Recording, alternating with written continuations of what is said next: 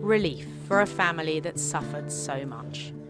For the past 3 weeks, Omar Badreddin has been on trial at Newcastle Crown Court, charged with sexual assault. Today, he was found not guilty. بالنسبة لهلا أنا مبسوط كتير، يعني إنه ما كان في ظلم أبداً، بس بالنسبة للي مضى إنه كان كتير صعب. The Badreddins are from Syria.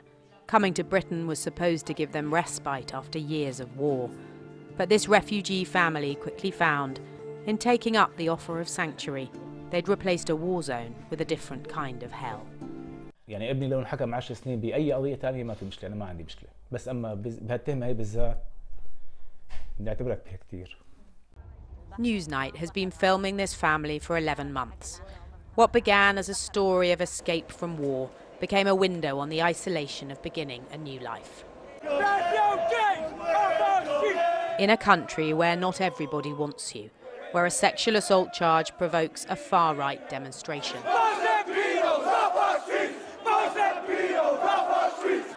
Faced off by anti-racism campaigners. A 14-year-old girl had accused Omar Badreddin, along with 2 other Syrians, Mohamed al-Frou and Mohamed al-Akoud, of working together to grope and kiss her behind a pavilion in this local park. Her friend said al-Frou had done the same to her. The jury unanimously found all men not guilty. At a time when we're navigating how to help a people in desperate need, plenty are suspicious of newcomers with their different customs and traditions. And that, believes Omar Badreddin, was at the heart of the case against them. أنا برأيي أنا إنه شافتنا غريبين عن البلد وما بنحكي لغة، وحسيت هذا السبب إنه نحن غريبين عن البلد، إنه حسيت إنه ما بدهم شخص غريب بالبلد، مشان هيك عملت هي القصة كلها. يعني عندنا بشعبنا ما حدا بيقدر، يعني ممنوع هذا الشيء، خاصة بديننا نحن هذا الشيء ممنوع. يعني ما كنت بفكر بهذا الشيء أبدا، لا هون ولا ببلادنا ولا بغير بلد، ولا بفكر بالبنات أبدا. أنا كنت جاي لهون مشان على أساس إني أأمن مستقبلي. Their nightmare began on May the 10th this year. The first the family knew of their son Omar's arrest was when he didn't come home. تأخر ابني شي الساعة 9 المساء، 9:30. صرت دق له على التليفون ما يرد.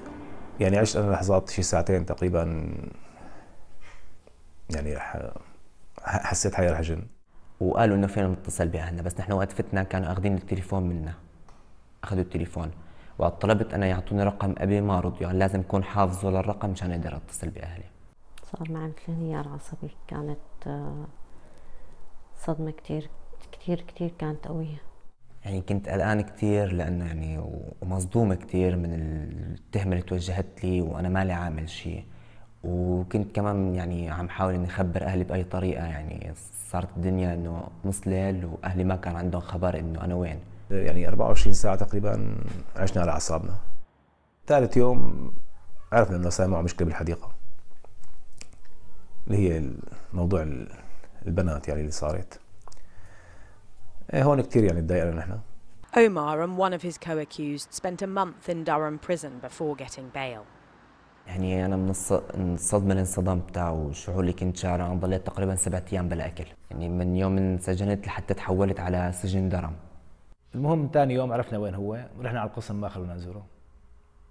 قال هو لازم يطلب، هو ما بيعرف بالقوانين هون كيف انه هو لازم يطلب ابوه، هو لازم يطلب محامي. والله الشعور وقت انحبست انا انه شهر كامل بالسجن، حسيت انه انا لو كنت بسوريا او بالاردن كان احسن لي الصراحه. يعني كنت لانه ظلم بظلم وانحبست شهر. أسوأ شهرين بحياتي مرقوا علي هدول الشهرين، مع كل اللي صار معنا بسوريا ومع كل اللي صار معنا Jordan is where I first met Omar's family in November last year, just before they moved to the UK and the next extraordinary chapter in their lives began. Like many Syrians, they were renting a flat in the capital. A mother, father and 4 children who'd fled Syria 2 years before, leaving one son, their eldest Abdul Malik, behind. They're from Katana, near Damascus. At our first meeting, they told me they'd gone on peaceful demonstrations against the Syrian government when the uprising began. The army cracked down. بعد ما فات الجيش لعنا، في عنا حاجز نحن بالحارة صار، كل ما كم شو شاب بياخذوا يضلوا يضربوا فيه على الحاجز لحتى يموت. يعني هنا قديم البيت نسمع صريخه ونسمع عياطه ونسمع صوت الخبط، إلى حتى ينتهي الزلمة. النظام هدد جوزي، نحن ما كنا مفكرين بالطلعة، هددوه بالقتل. ما ضل غيره شاب من شباب الحارة بعد ما كانوا واخدين كل الشباب ومصفين على الحواجز. We can't verify the truth of these claims, but the family and their testimonies have been vetted by UNHCR and the British government to gain entry into Britain. Because unlike most Syrian refugees, they were lucky, deemed vulnerable enough by UNHCR to qualify for resettlement. Last November, Britain took them in. What was your first thought when you heard you were going to Britain? فكرنا كتير أشياء. أول شي إنه كانت صعبة شوي علينا. يعني بتمنى تكون أفضل طبعاً، أي أفضل من المعيشة اللي كنا عايشينها هان. But when they boarded that plane, they could not have envisaged what lay ahead. The first time we met in Britain, they were settling into their new life, full of hope. يعني أحسن البيت اللي كنا قاعدين فيه بالأول. They have a council flat in Newcastle. The council asked us not to identify where exactly. Like around 3,000 Syrians so far, they've been brought to the UK on the government's Vulnerable Person Relocation Scheme, expanded by David Cameron last year. The family are 3,000 miles from Syria, but the front line is never far away. Now you're sitting here and watching the news from here, a bit further away from Syria. Do you think the West should be doing more? What do you think should be happening? بس بالنسبة لنا كسوريين ما لمسنا هذا الشيء نهائيا. يعني هن عم يتفرجوا علينا نحن عم نموت.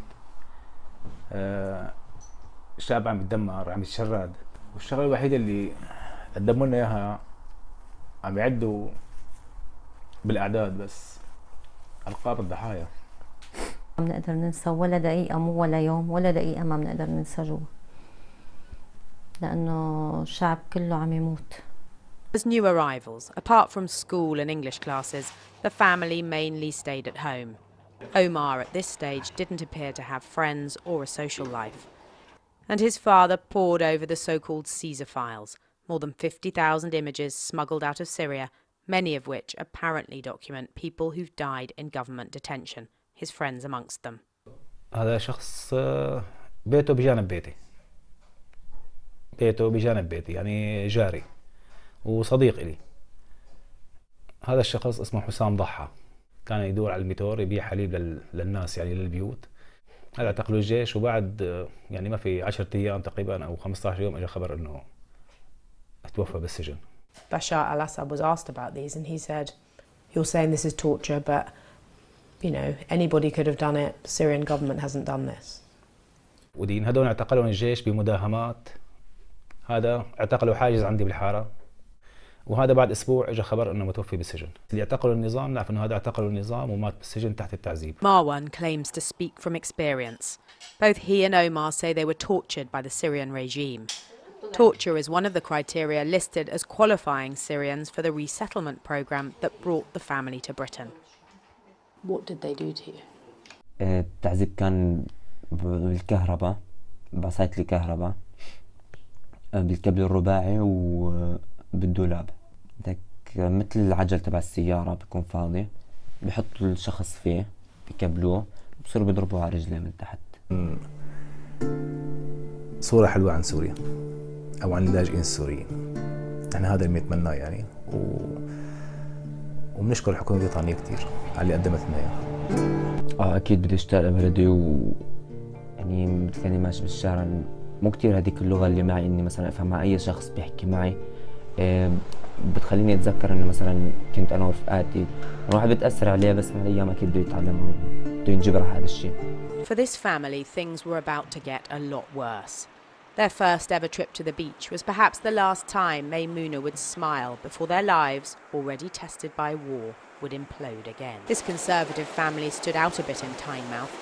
Even on the beach, for some members, paddling in the water was done fully clothed. كان يوم حلو وانبسطنا بشوفتكم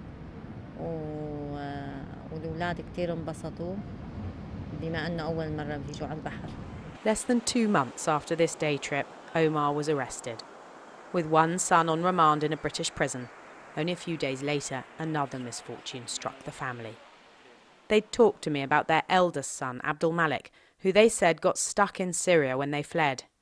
In May, they heard that Abdul Malik had died. اجته إصابة وتوفى هنيك. يعني 3 سنين ما شفت لعبد الملك. وكثير يعني تأثرنا بالوضع هذا وكان يعني خبر مثل الساعة.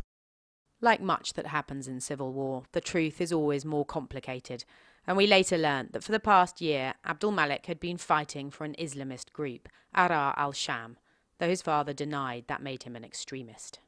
بسوريا مجبر الإنسان يكون مع طرف، مجبر. هدول كلهم هربوا من الجيش مشان ما يروحوا على الجيش.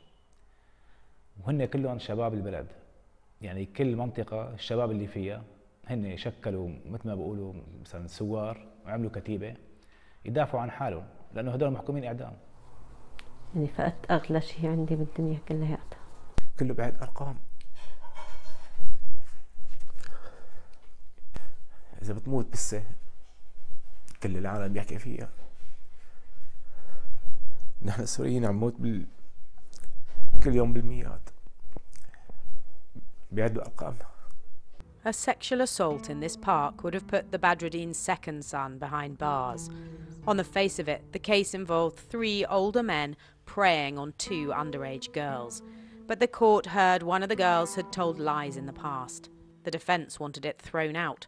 And damning statements made by the men in their police interviews turned out to have been mistranslated. As the evidence emerged, the Syrian men in many ways appeared less sexually experienced than the girls they were supposed to have attacked. One of the other defendants revealed to the court he'd never even seen 2 people kissing. 18-year-old Omar told me he'd never had a sexual encounter of any kind.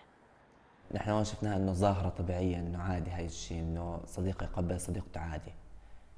يعني أول ما أجينا هون تفاجأنا يعني، بس الواحد بده يتأقلم، يعني نحن ما لنا علاقة بغيرنا، بأشخاص غيرنا. نحن هذا الشيء ما بصير إلا إذا كان الواحد متجوز، بس يعني هو ومرته بس.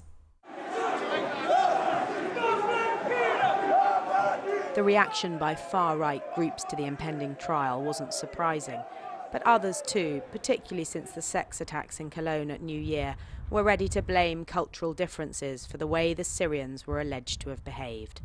His parents never accepted that argument. Do you think it's possible that boys like Omar see women in the West, girls in the West, they view them differently from how they view and the respect they have for women from Syria or from their culture? لا ما في فرق. عنا البنت بنت خلص. بديننا يعني نحن إنه حرام هذا الشيء. بالنسبة لنا نحن السوريين ما راح أقول لك يعني هلا بيجوز الناس أخذ فكرة عنا إنه نحن السوريين متخلفين. لا، نحن شعب في له حضارة وفي عنده قيم وفي أخلاق. Britain has promised 20,000 Syrians will be resettled in the UK by 2020 on the same scheme as the family. I asked if the local council had offered new arrivals, there are 73 in Newcastle, any classes on attitudes to women in Britain. وهون عملنا جلسة نحن كمان، أعطونا يعني فكرة عن الموضوع يعني المعاملة مع الجنس الآخر، مع النساء، مع البنات كذا. بس هي جلسة ما كان الشباب يعني بسن ابني عمار وهدول ما كانوا موجودين ضمن الجلسة يعني. Did you talk to Omar and your other children about what the council had said in that cultural talk? لا ما اتكلم. لأن هيك مواضيع بسوريا نحن بصراحة ما بنحكيها لا مع الشباب ولا مع البنات نهائيا يعني. With the trial hanging over them, they've tried to make these difficult times happier for their other children. ما أنا تمنيت إنه لو ما أجينا كان أفضل. لو تعرض لهيك موقف يعني. وخاصة بالوضع اللي مريت فيه أنا، هدول ال6 شهور اللي مريتهم يعني حسيت إن دمروا لي حياتي، وخاصة هي التهمة يعني. نحن من أرقى العائلات بالأخلاق، ما راح نحكي بالمادة. فجأة تهمة اعتداء جنسي، بدنا نمشي بالطريق نحس إنه هسه عم تعتقلنا. This visit to the beach feels an age ago, a time of optimism when Britain looked like it was offering them a new start.